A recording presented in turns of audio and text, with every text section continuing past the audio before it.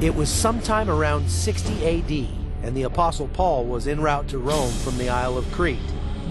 On the journey, a fierce storm blew the ship off course. On the 14th night, we were still being driven across the Adriatic Sea, when about midnight, the sailors sensed that they were approaching land. They took soundings and found the water was 120 feet deep. A short time later, they took soundings again and found it was 90 feet deep. Fearing that we would be dashed against the rocks, they dropped 4 anchors from the stern and prayed for daylight.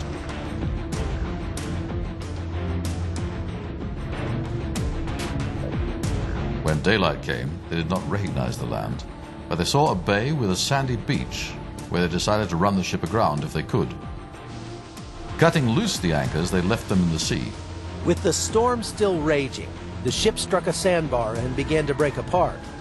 The nearly 300 men on board swam for their lives. Miraculously, everyone survived. Once safely on shore, we found out that the island was called Malta. And so began a Christian influence in Malta that has continued down through the centuries. Today, Malta is Europe's most religious nation. 98% of its citizens are Catholic. St. Paul is memorialized across the island, nowhere more than in St. Paul's Bay, where tourists come to visit the Shipwreck Cathedral and see the spot where most believe Paul's ship ran aground nearly 2,000 years ago. But when former Los Angeles crime scene investigator Bob Cornuke paid a visit to Malta, facts in the biblical narrative didn't fit with the view from St. Paul's Bay. That difference led to a 10-year search for the true location of Paul's shipwreck. Bob started in the pages of his Bible. The crux of the story revolved around the 4 anchors. Could they be found? And I looked at the Bible and said, could I solve this like it was a crime? Could I take the evidence that exists on the pages of the Bible and actually find these lost anchors that the Bible talks about? Acts 27 and 28 gives a very detailed account, so Bob listed 4 factors that would have to match up in order to find the true location.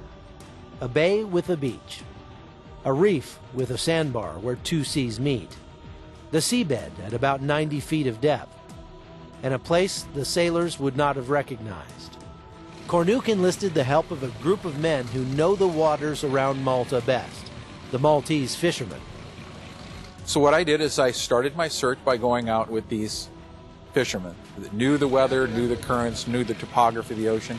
They took me out with them and they explained to me all the possible places based on what the Bible narrative says to where the shipwreck of Paul could have been. Most of Malta is surrounded by cliffs, so Bob quickly narrowed down the possibilities to a few bays with beaches. To figure out which site was most plausible, Cornuke looked to Dr. Graham Hutt, an expert on Mediterranean storms. I've been studying the storms and the weather patterns in the Mediterranean over the past 30 years. It resulted in a book on North Africa and Malta, which covers all these issues with the weather. Dr. Hutt's expertise helped make sense of the clues in Acts. They were really scared of getting dragged down into the Bay of Sirte, down on the Libyan coast. So they would have been trying as much as they could to head in a northerly direction, but only actually making northwesterly. The only bay in that area that fits the direction of drift Bob calculated is called the Bay of St. Thomas. In my opinion, bearing in mind where they most probably would have been, St. Thomas's Bay is a much more likely place. We're just coming into St. Thomas Bay on the southeastern side of Malta, and the theory goes that this was the bay that was written about in Acts 27 and 28. Now, part of the biblical account says that the sailors didn't recognize the island and didn't know where they were until the villagers told them that this was Malta.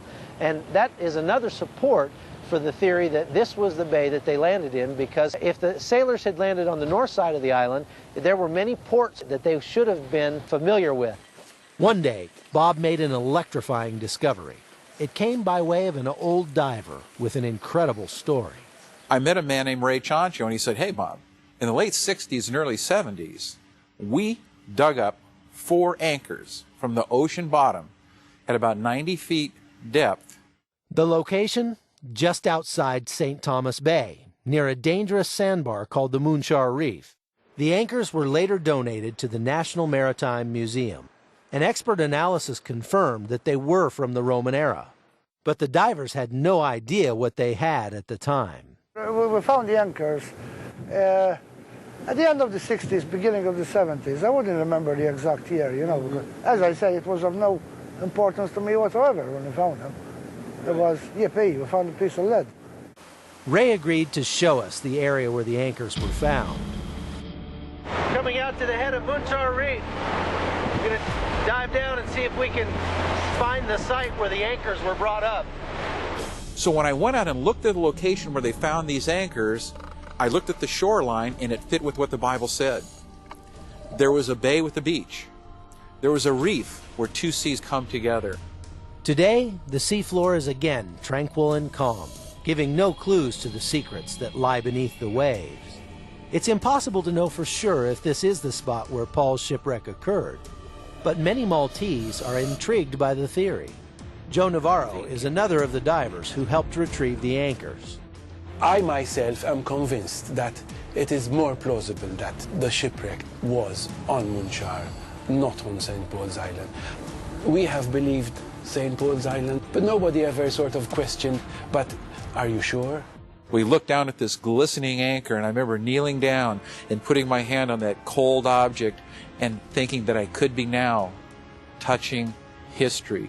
For 2,000 years it belonged to the sea, and now I was actually touching this object that could come to us from the pages of the Bible. Today, the anchors are tucked away in a corner of Valletta's Maritime Museum. Most visitors pass them by, having no idea what history they might hold. Chuck Holton, CBN News, on the Mediterranean Isle of Malta.